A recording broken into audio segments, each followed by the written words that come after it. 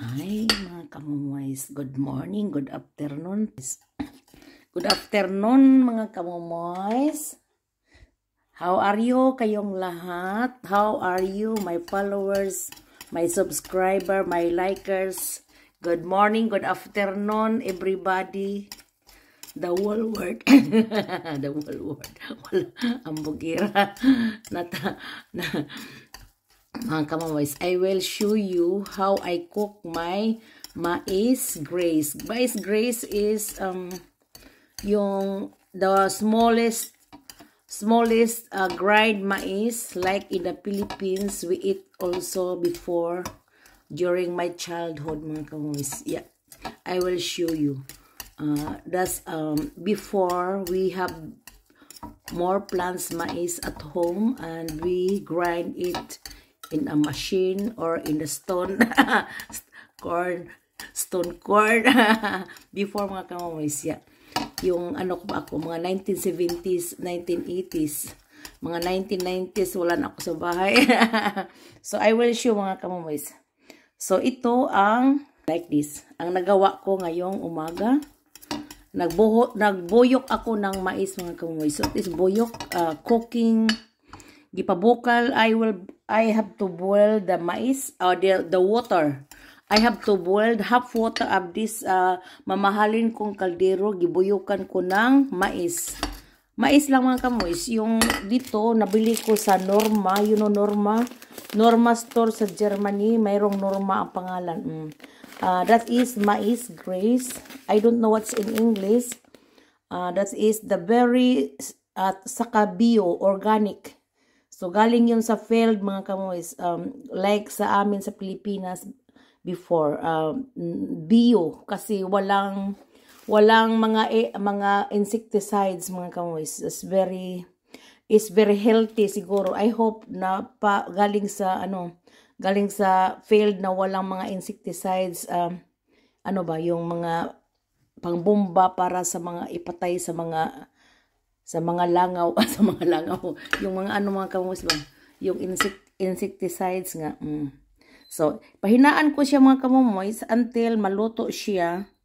3, iano ko ng 3 at takipan ko siya until tingnan ko kung maluto ba. Okay ko muna. So after boil the water, you have to put the only bana-bana. I'm only a bana-bana, no measurement. Like before, when I was a child in the Philippines, we're making like this. Sometimes rice, sometimes mais. Kasi we have also a rice field and we have mais field before. My father is very industrious. Has 12 kids in the family. And we have a big land to cultivate. My father alone, because he is only the one child in the family and married to my mother, and which they were young when they married mga kamoys. Pagkasal nila mga kamoys, mga ano lang sila, 15, 16. Si tatay 16, si mama na ako 15. Kung lang sila, my father is first year high school, my mother is grade 6, ganun.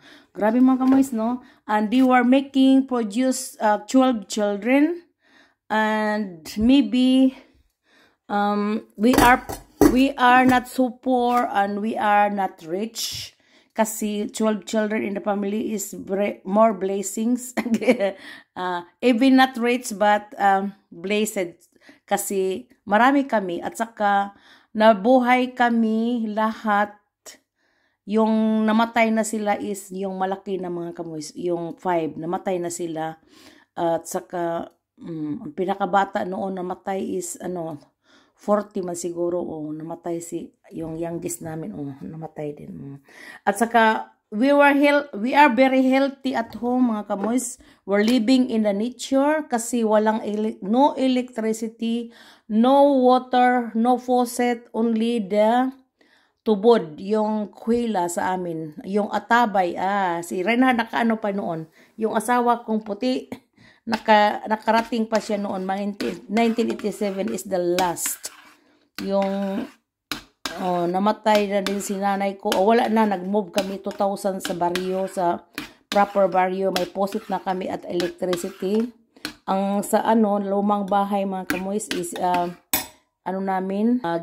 gibiyaan namin. We leave the old house, the ancestral land in the bundok, at saka nag-move kami sa barrio. Yung dito na ako sa Germany, yung 2000 nagpagawa kami ng bahay at saka ngayon wala na ding bahay mga kamoys. Bininta ko at 2018 yung nagpunta kami ni Ranhard sa Philippines sa convention kasi walang nakatira at saka nasira na yung bahay. Maybe ang important ang lupa. Lupa ngayon is mahal ng mga kamoy sa baryo. Pag ang lupa ibinta-binta mo ngayon noon mura-mura pa yun. Ngayon is mahal ng mga kamoys. Even my land and the ancestral land sa taas, sa upper, yung malapit sa bahay namin ancestral noon. Yung sirang bahay namin doon sa bundok, ancestral, yung nakatira kami doon sa family ko. May share pa ako doon at saka yung sa brother ko, nga sundalo, binta niya sa akin at saka gihulog-hulugan ko kasi walang ika-cash mga kamoys. Thank you Lord, natapos na siya pagbayad na this month. Tapos na, nag-start ako ng 2021. Natapos siya ngayon mga kamoys sa 24. Grabe no? 25. Grabe no? It's very long. Long tabilong. So, 22, 23, 24, 25. Hala, 4 years long. Grabe. Datatahan ba mo? Hulug-hulugan lang kasi wala mang ikakas. Mayroon din kami mga dito, mga expenses dito sa labas. At least nagtrabaho ako at saka hulug-hulugan. Ngayon na naman mga kamoys, tapos na ang lupa ko, pagbayad sa kapatid ko, ngayon may kaldero naman ako mamahalin. So, dito, I will show you. Itong kalderong mamahalin mga kamoys, yung nilutuan ko ng mais, ito. Mais yun ha, mais na binuyok. Tingnan natin ano ang mamahalin na kaldero mag-cook ng mais. I will compare to the old one. Ito ang moderno. This is my project this year. Kasi nag-wish ako, even is mahal, parang lupa din mga kamoys. Parang lupa din. Pero mahal-mahal na yung lupa sa kapatid ko kasi 1.8 hectares. So 1,000. Paano yung ng 1,000 8 hectares? 1.8 hectares. So pas 2 hectares mga kamoys, no? Paano yun mga kamoys? 1,800 hectares, ganun? Ganun ba? O 18,000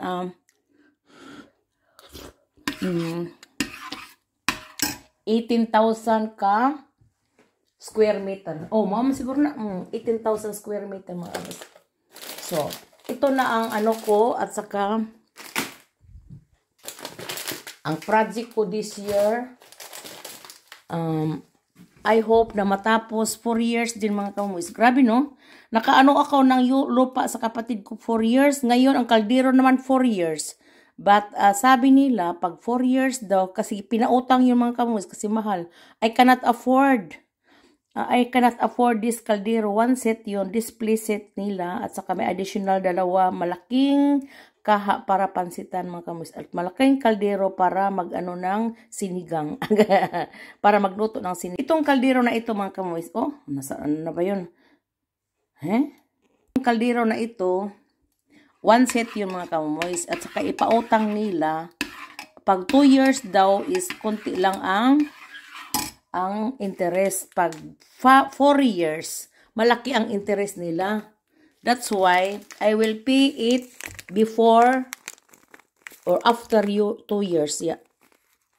So, in 2 years, kailangan kailangan bayaran ko para hindi malaki ang interest. Sabi nila. Pag ikas, mga kamoys, wala akong ikakas. Pautang nga. Pautang nga nila. At saka, paano na lang pag walang trabaho mga kamoys, hindi din ako makautang. So, that's why I am always working as janitor before and after my children. Before my children and after my children. after my second child, nagtrabaho na ako. Nagtrabaho na ako sa before yung second child ko and third child. At saka yung nanganak ako, tinulungan ako sa parents-in-law ko. Sila ang magbantay sa bata or tutulong sila doon sa trabahoan ko. Maganda mga kamis, no? Pag may tulong, madali lang. At saka nagawa ako ng rice na bahaw, tinughong. Tinughong pala ito mga kamis with chocolate. Yung Haffer chocolate is yung oatmeal na lapot-lapot mga kamoys ang yung oatmeal at chocolate. Ginilagay ko ito. I will show you. Oatmeal chocolate from Nesquik. So not direct chocolate. May siya, may oatmeal. Oatmeal is Vollkorn, Haferflocken. Yeah. Haferflocken in German is Choco Hafer. Nabili ko yun. No? First time in my life, nakakain ako nito with my tinughong. Ang tinughong ko mga kamoys, what is tinughong is bahaw na rice. Kasi namilit siya sa sa rice cooker. Itong rice cooker. Una doon mga kamoys, ko lang, gihumulan. At saka ngayong umaga, tinanggal ko at saka gibalhin, I will transfer here in the small kaldero. At saka gipabokal ko siya mga kamoys. Nilagyan ko ng ito. Nesquik. Hafer. Oatmeal Choco. From Nesquik. Grabe no? Hindi ko pa nakakain ito. At saka ito, nakakain. Kain nga. Kasi ilagay mo sa rice. So, ito ang bahaw na ko, gipabokal at saka nilagyan ng Nesquik. Pwede, you have to add also sugar. I have to add sugar kasi tabang mga kamoys. Kunti lang.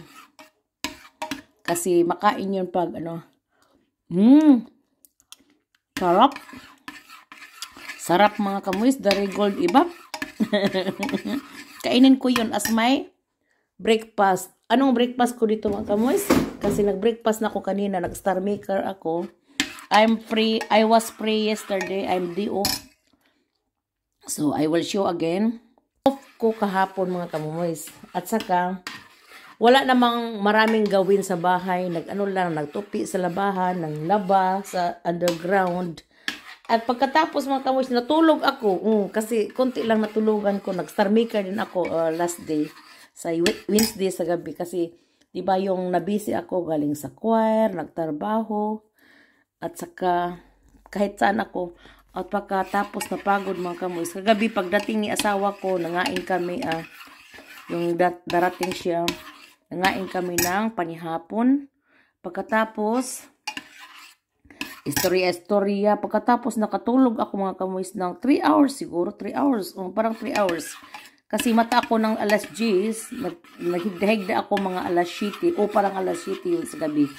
At saka natulog ako ng 3 hours talaga.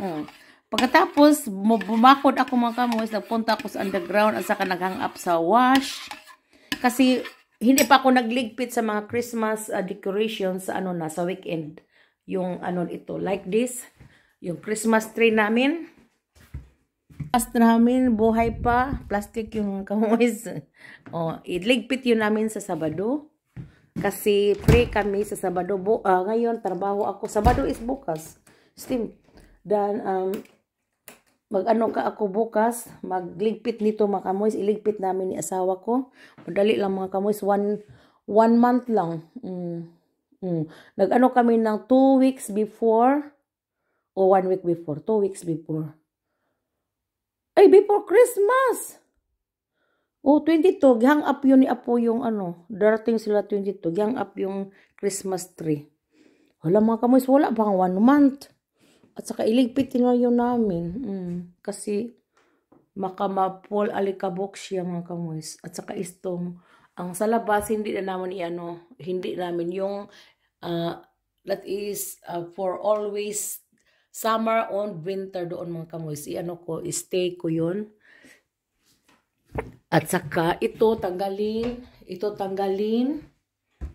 At saka ito sa floor namin, may mga decoration dito, tanggalin din namin. isulod ko yung sa carton. Every year, i-display ko at saka pag ibalik ko after Christmas, mga kamoys. Marami yung trabaho, mga kamoys. Iputos ko yun ng newspaper para hindi ma-broken, hindi mabasag. Mabasag yung mga kamoys. Kasi porcelain yun ito. Porcelain ito, parang clay. Not clay ka ng, ano ba? To mold, like this. Clay ba yun, mga kamoys? Parang may factory yun na alam ko ang factory sa amin dito sa place namin. Pero na close na, wala na. Mga old na sila. I know, nakatrabaho ako noon. Sa mga Santos, mga kamoys ba ito? Ito at saka ito, produkto yun nila, mga kamoys. Ito, magawa sila noon. Nakita ko, nakatrabaho nga ako 3 months, parang 3 months lang kasi hindi ko alam at saka bago pa ako sa Germany noon, nakatrabaho ako nito sa wala pa yung mag-Johnny, hindi pa ako nag-Johnny. Pabrika sa mga berhin. They were Catholic at saka sila nito, nagbinta, mga kamoys, para sa Pasko, mga yung may pasungan o alam nila yun maggawa yung mga sheep. Mga sheep, not black sheep. yung shepherds at saka sheep. Mga magawa sila at saka. So, balikan ko ang ang niluto kong binlod. Binlod yun, mga kamoys. The name of our Spracky is binlod. Pahinaan ko ng 1 or 2. O 2 na lang to. So, like that. At saka itong tinughong ko is i-off ko. So, tikman natin, mga kamoys. Hindi pa naluto, mga kamoys. Kailangan pa mang more fire. Pinaan ko lang para maluto siya. Like that. 2 lang. It's too long. Not too long. 2 lang. 2. So, hanggang maluto at saka pupunta ako sa labas, mga kamoys, mag-spread ako ng asin. Mag-spread ako sa asin. I will show you. Para hindi madulas si asawa ko pagdating niya mamaya. Kasi nag-auto siya sa trabaho. Wala pa nahilis, mga kamoys. Kailangan lagyan ko ng asin. I will put a salt like not spicy for only for the straight winter. I have a salt in a baldi, 10 kilos. Then I will put this in agian na lang sa auto, mga kamoys. Okay, mga kamoys. See you later, alligator.